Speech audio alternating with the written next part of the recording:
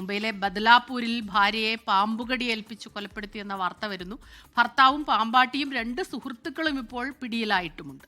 കോൺഗ്രസ് പ്രവർത്തക നീരജയാണ് കൊല്ലപ്പെട്ടത്. ശ്രീനാഥ് ചന്ദ്രനാണ് മുംബൈയിൽ നിന്ന് വിശദാംശങ്ങളുമായി ചേരുന്നത്.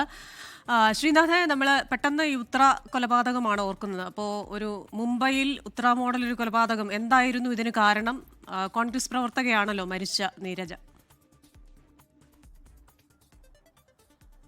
തീർച്ചയായും കേരളത്തിൽ നിന്ന് ഈ വാർത്ത കേൾക്കുമ്പോൾ നമുക്ക് ആദ്യം മനസ്സിലേക്ക് വരുന്നത് ഉത്ര കൊലപാതകം തന്നെയാണ്.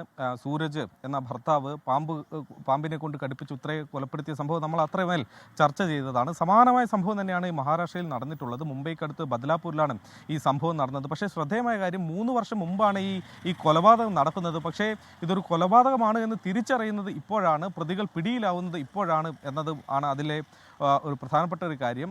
ജൂലൈ മാസം, അതായത് 2022 ജൂലൈ മാസം 10-ാം തീയതിയാണ് നീരജ എന്ന 37-കാരിയെ ഭർത്താവ് കൊലപ്പെടുത്തുന്നത്. രൂപേഷ് അംബേദ്കർ എന്നയാളാണ് ഭർത്താവ്. ഇയാളാണ് ഇവരുമായി നിരന്തരം ചില പ്രശ്നങ്ങൾ ഉണ്ടായിരുന്നു, വീട്ടിൽ പല തർക്കങ്ങളുമൊക്കെ ഉണ്ടായിരുന്നു. അങ്ങനെയാണ് ഇവരെ കൊല്ലാൻ വേണ്ടി, നീരജയെ കൊല്ലാൻ വേണ്ടി രൂപേഷ് തീരുമാനിക്കുന്നു. അങ്ങനെ സുഹൃത്തായ ഒരു പാമ്പാട്ടിയെ സമീപിക്കുന്നു, പാമ്പിനെ വീട്ടിലെത്തിക്കുന്നു. 3 ദിവസം വീട്ടിൽ വെച്ചതിന് ശേഷമാണ് ഒരു തക്കം കാത്തിരുന്ന ശേഷം ഒരു അവസരമുണ്ടാക്കി. നീരജയ്ക്ക് കാലിന് വലിയ വേദന ഉണ്ടായിരുന്നു, അതുകൊണ്ട് കാലിന് മസാജ് ചെയ്യാൻ വേണ്ടി ഒരാളെ കൊണ്ടുവരുന്നു. അങ്ങനെ നീരജയെ നിലത്ത് കിടത്തിയതിന് ശേഷം പെട്ടെന്ന് ഇവരുടെ രൂപം മാറുകയും ഭർത്താവ് നീരജയ്ക്ക് മുകളിലേക്ക് ചാടിക്കയറുകയും പാമ്പിനെ എടുത്തു കൊണ്ടുവരികയും പാമ്പിനെ കൊണ്ട് ഈ നീരജയുടെ കാലിൽ കടുപ്പിക്കുകയും ഒക്കെയാണ് ഈ സമയത്ത് ചെയ്തത്. അങ്ങനെ ഒരു ഭീകരമായൊരു അന്തരീക്ഷം ആ സമയത്ത് ഉണ്ടായിരുന്നു. പക്ഷേ പിന്നീട് ഇതൊന്നും അറിയാത്തതുപോലെ ഇയാൾ അഭിനയിക്കുകയും അബദ്ധവശാൽ പാമ്പ് കടിയേറ്റു എന്ന നിലയിൽ ഈ കേസിനെ പോലീസ് സമീപിക്കുകയുമായിരുന്നു. പക്ഷേ ഈ കുറ്റകൃത്യത്തിൽ ഉൾപ്പെട്ട ഒരാളെ പിന്നീട് ഈ കഴിഞ്ഞ ദിവസങ്ങളിൽ പോലീസ് മറ്റൊരു കൊലപാതക കേസിൽ അറസ്റ്റ് ചെയ്തു.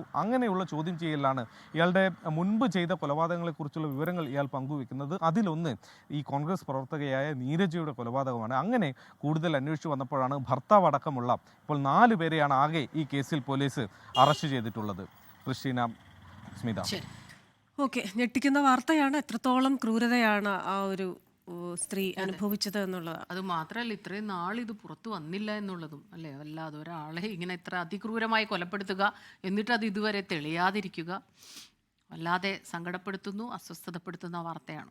ലോകത്തെവിടെയായാലും ഏത് സമയത്തും 24 വാർത്തകളും ഓഗ്മെന്റഡ് റിയാലിറ്റി പാക്കേജുകളും എക്സ്പ്ലെയിനറുകളും വിശദമായി കാണാൻ ഞങ്ങളുടെ യൂട്യൂബ് ചാനൽ നിങ്ങൾക്ക് സബ്സ്ക്രൈബ് ചെയ്യാം.